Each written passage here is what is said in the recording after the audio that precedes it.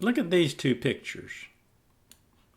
The first picture on the left shows 6 different cards from a standard deck of cards. The picture on the right shows 6 cards where there's some duplication. We have 2 8 of clubs and 2 3 of hearts.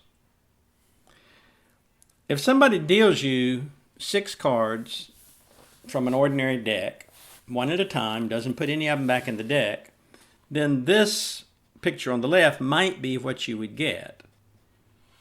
The picture on the right could not happen unless you're sneaking some cards back into the deck. You're not going to get duplicates.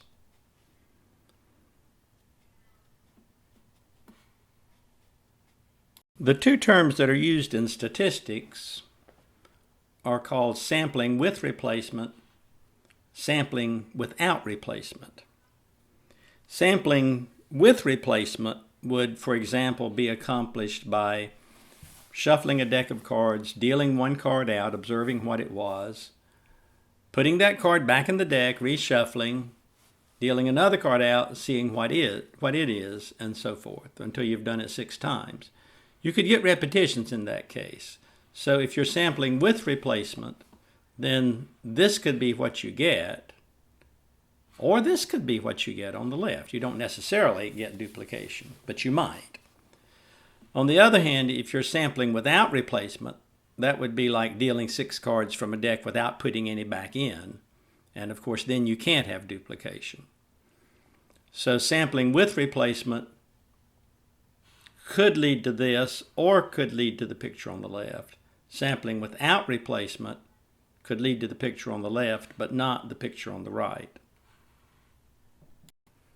One use of sampling, of course, is in public opinion polling. You have a group of people and you want to know what they think about something. So you pick out a certain size sample, like maybe you're going to talk with 200 people, find out what they think about a certain issue. Generally, polling is done without replacement because you want to be getting the opinions of different people. There wouldn't be much point in going up to the same person and asking him 200 times what his opinion was about something. Okay, let's pursue this situation and think of it as sampling without replacement. So what we're modeling is dealing 6 cards from a deck without putting any back in the deck as we go along, the way card games are normally played. So here we're looking at 6 cards. 4 of them are hearts. What's the probability of getting 4 hearts when we deal 6 cards from a deck? Let's first count the number of possibilities for what we get when we deal 6 cards from an ordinary 52 card deck. Could be any 6 cards from the 52. The number of combinations of 52 things choosing 6 is a very big number. 52 factorial over 6 factorial and over 46 factorial comes out to something over 20 million. So that's the total number of possible 6 card hands we could get. Now what we are interested in is the probability of getting 4 hearts. So we have to count the number of cases where 4 hearts would be among the 6 cards that were dealt. So that would be the cases where we're getting 4 of the 13 hearts and the 2 other cards from the 39 cards which are not hearts. Calculate those 2 combinations, multiply them together, and we get around 500,000. So our probability is going to be the quotient, the number of cases where we get exactly 4 hearts divided by the number of cases that there are altogether. And that comes out to be a little over 2.5% chance.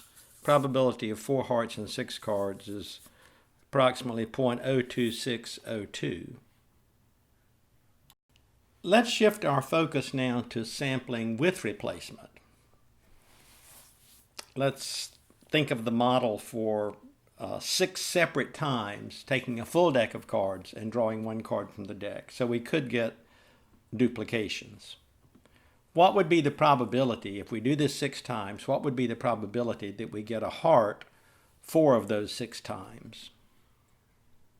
Now let's think over to the sampling with replacement scenario.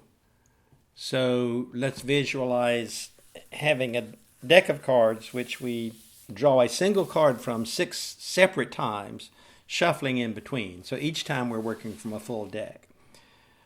We can think of this as an independent trials process with success probability 1/4, the hearts being 1/4 of the cards in the deck. So if we think of success as being a heart, then we're talking about 4 successes in 6 trials, where success probability is 1/4, since 13 of the 52 cards in the deck are hearts.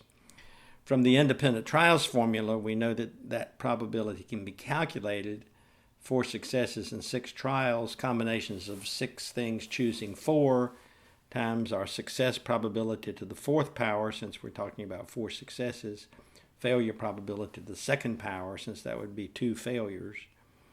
Do that arithmetic, and it comes out to be approximately 0.03296. Now here's what I want to challenge you to think about.